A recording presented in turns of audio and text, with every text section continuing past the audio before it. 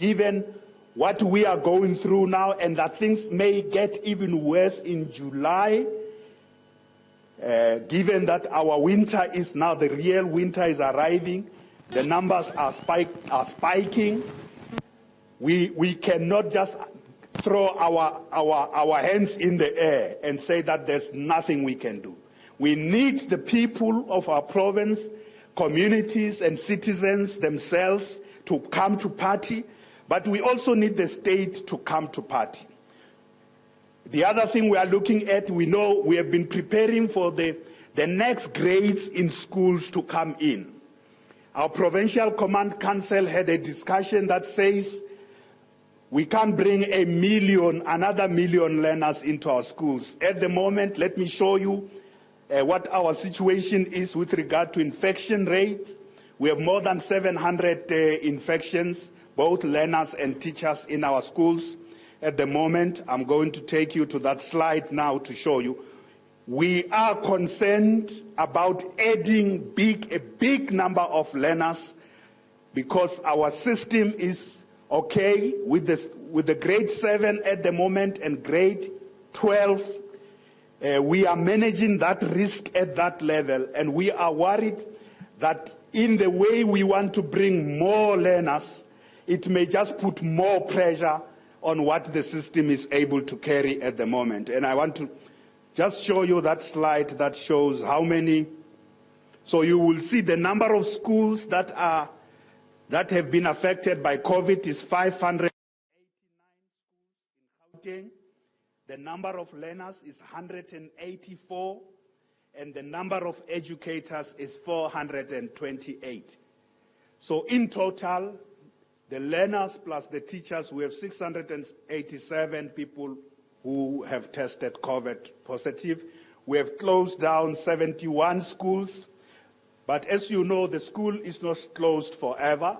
It is closed down when there is a case, decontaminated, and then reopened again. So we will finalize this discussion as we do our consultations on Saturday.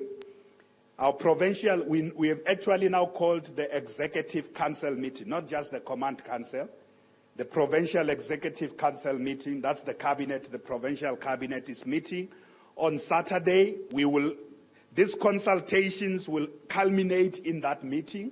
We have also asked our advisory council to also meet ahead of that meeting to look at additional proposals and recommendations about what we can do. We can't throw our hands in the air and say there's nothing we can do. Certainly the schools are in our hands.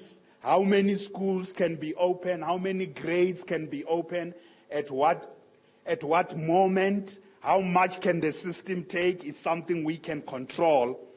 And that's something we are looking at. We are also looking at those things we can control. As we say, it is in our control whether people have access to alcohol or not. It is in our control. We know the final decisions especially on this issue of alcohol, gets made by the National Coronavirus Command Council, but we also regulate alcohol as a province.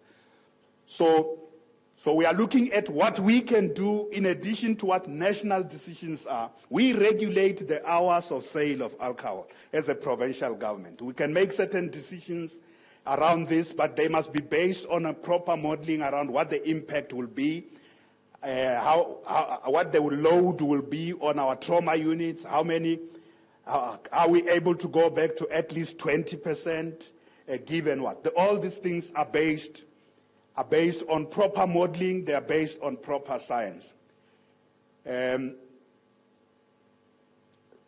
So I want to emphasize that there are also sectors even with the reopening of the sectors of the economy, we think at a provincial level we shouldn't move at a pace that may overwhelm the system, and that's what risk-adjusted means.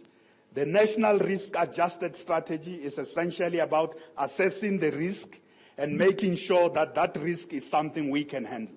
If it reaches a point where we can't handle it, it is something that will create great difficulties for us. So we are looking, as part of the consultations, we are also consulting with the churches, again, to look at that area of work. The reopening has happened.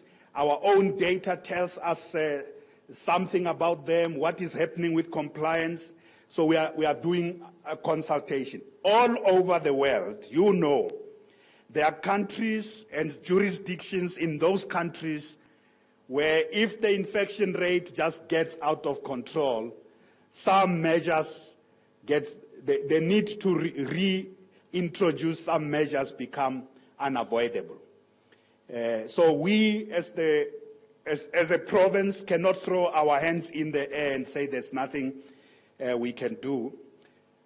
I think the issue of the hospital beds and the staffing are the issues that Dr. Masuku has dealt with in great detail. I want to emphasize that to the people of our province, this pandemic is something that can be overcome. We can overcome it. There are many people who got COVID positive who have recovered. Many of them are public servants. But we have also lost some of our most dedicated public servants in our province, doctors, nurses, also the police, law enforcement officers. We lost, on Monday, we lost the Deputy Provincial Commissioner General Parasi to COVID-19 as a province. But there are also a lot of people who have recovered. And I want to say my message to all the civil servants who are in the front line of this battle is that to say to them, starting with our health workers, is that we understand the pain that they are going through, including the work, the load that they are now carrying. But our actions as society and as citizens can lighten this burden by firstly appreciating their work, secondly doing the things that they say we should do. Social distancing, ensuring that we wear masks, ensuring that we are not all over the place. People go all over the place. They are in public spaces when they are not supposed to be there, as if COVID-19 is not there. So as a province, we are determined to face these battles, to face this storm, to contain its damage, because storms do cause damage.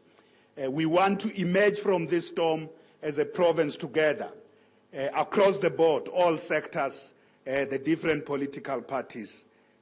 So let's work together to face the next month and the next month as we go through this.